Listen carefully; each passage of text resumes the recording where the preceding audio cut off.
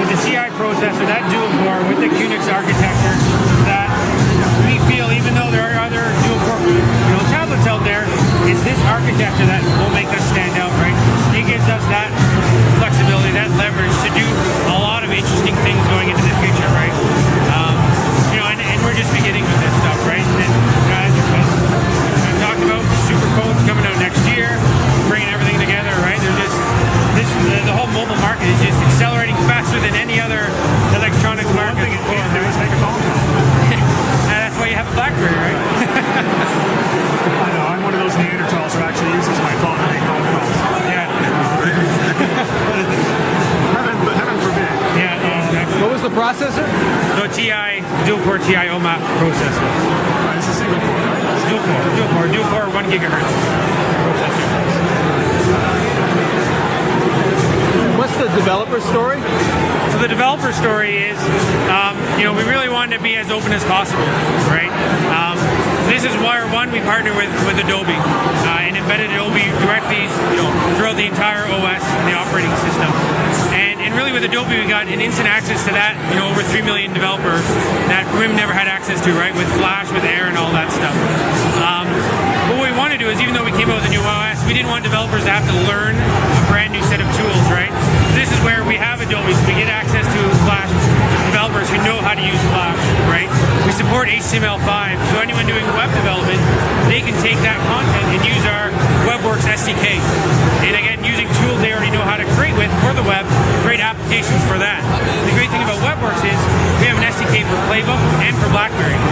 So a developer can take that same tool, that same application, that they wrote in HTML5 and do a quick port over to PlayBook or do a quick port over to BlackBerry, right? And then also, The SDK is widely available. yeah, so Adobe Air came out last November. WebWorks came out in January.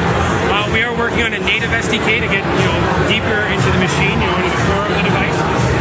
And then at our earnings call, we announced that we're coming out with a BlackBerry Java player and an Android player, and an SDK that goes along with that, so that any Java developer out there that's built a Java app for BlackBerry or the Android app can easily, take the content they've developed and again use the SDK that has a high level of API compatibility, do a quick port over, and then you can have that, BlackBerry app, running on your PlayBook. The point basically being you don't have to, it minimizes the amount of gyrations you have to go through porting from one to the other. Exactly, right? And the whole idea was we wanted to be open. We wanted the developers to use the tools they're comfortable with, whether it was Air, whether it was HTML5, or whether it was Java, right? Java's coming out later this summer.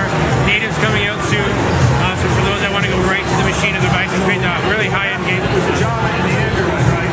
The issue is that I'm a software developer, right? I've got your SDK. That'll work natively with Java and Android. It's basically native, right? Yeah, so the way it works is we're going to have a BlackBerry player, Java player, and an Android Java player, right? And Native to the OS, right? to the BlackBerry, native to the BlackBerry OS. Yeah, so the way it works is you'll download this player on your PlayBook, right? And then through the SDK, the developer will take their, say, BlackBerry Java app. Obviously they'll have to do some modifications, port it over, compile it, then they can upload that in the app world as a PlayBook app. And then you can download it. And once you have that BlackBerry player application, installed on your device, if I download, my BlackBerry Java app on PlayBook, I can run that. That app player will run in the background, but then you can run it, right?